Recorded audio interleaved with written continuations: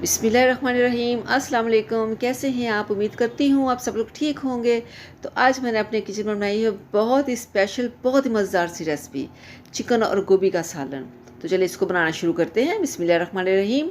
सबसे पहले मैंने कढ़ाई में ऐड किया है हाफ़ कप के करीब कुकिंग ऑयल, और इसके गर्म होने के बाद इसमें मैंने ऐड किए हैं 2 छोटे साइज़ के प्याज बारीक काट के, और इसको हमने यहाँ पे फ्राई करना है हल्का सा कलर आने तक। इसको हमने हल्की आंच पे बहुत ही खूबसूरत कलर आने तक हमने इसको फ्राई कर लिया। आप देख सकते हैं इस पर बहुत ही खूबसूरत सा कलर आ चुका है, तकरीबन पिंक कलर का। और 5 मिनट हमने इसको यहाँ पे फ्राई किया है बिल्कुल हल्की आंच पे। अगर तेज़ आंच करेंगे तो प्याज जो है वो जल जाएंगे और डार्क हो जाएंगे। इसके बाद यहाँ पे शामिल करूँगी अदरक, लहसुन और सब्ज़ मिर्च का पेस्ट 2 टेबलस्पून भर के मैंने इसमें ऐड किया है। तो इसको हमने यहाँ पे भून लेना है तकरीबन 1 मिनट के लिए, ताकि जो इसका एक्स्ट्रा पानी है वो बिल्कुल ड्राई हो जाए और इसकी खूबसूरत सी खुशबू आना शुरू हो जाए। तो आप देख सकते हैं जो हमने इसमें अदरक, लहसुन और सब्ज़ मिर्च का पेस्ट ऐड किया था वो बिल्कुल अच्छे से भुन चुका है। तो इसके साथ ही यहाँ पे शामिल करूँगी मैं कुछ मसाले, 2 बड़ी इलायची और 1 टुकड़ा दालचीनी का मैंने इसमें ऐड कर दिया है। और 1 टेबलस्पून भर के इसमें जाएगा लाल मिर्च का पाउडर, और हाफ़ टेबलस्पून के करीब जाएगा इसमें नमक का, और थोड़ी सी हल्दी इसमें ऐड करेंगे। और साथ ही इसमें शामिल करेंगे 1 टेबलस्पून भर के खुश्क धनिया पाउडर, और हाफ़ टी स्पून के करीब इसमें जाएगा ज़ीरा। थोड़ा सा पानी हम इसमें ऐड करेंगे ताकि जो हमारे पाउडर मसाले हैं वो जले ना, क्योंकि यहाँ पे हमने इसकी भुनाई करनी है तकरीबन 3 से 4 मिनट, ताकि जो पाउडर मसाले हैं वो अच्छे से भुन जाए और उनकी खूबसूरत सी खुशबू आना शुरू हो जाए।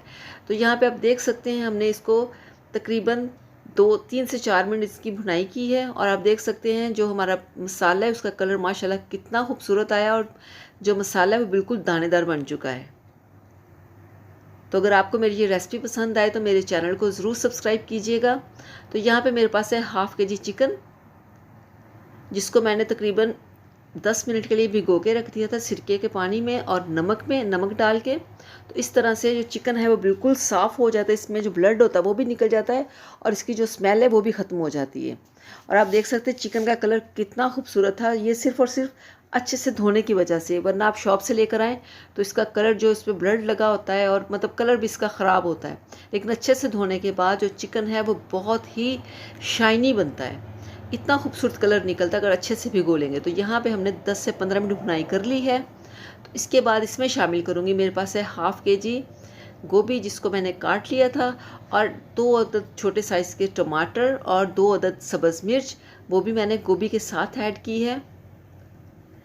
वो इसलिए कि एंड तक जो टमाटर है वो नज़र आएंगे थोड़े थोड़े से, और सब्ज़ मिर्च और वाइट गोभी होती तो ये बहुत ही कलर इसका खूबसूरत लगता है।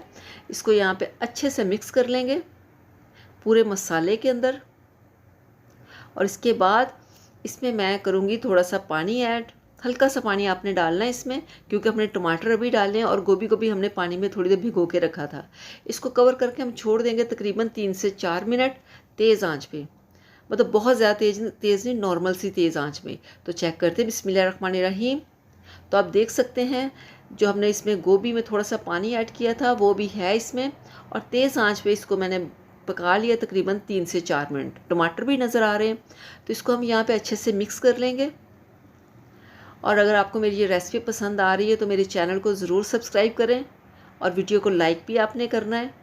तो यहाँ पे आप देख सकते हैं इसमें हल्का सा भी पानी है, तो इसको हम यहाँ पे दोबारा से कवर करके हल्की सी आंच पे रखेंगे इसको तकरीबन 5 मिनट के लिए। हल्की आंच यहाँ पे कर देंगे ताकि जो हमारी गोभी वो गल जाए और पानी भी खुश्क हो जाए। तो यहाँ पे चेक करते हैं। बिस्मिल्लाहिर्रहमानिर्रहीम।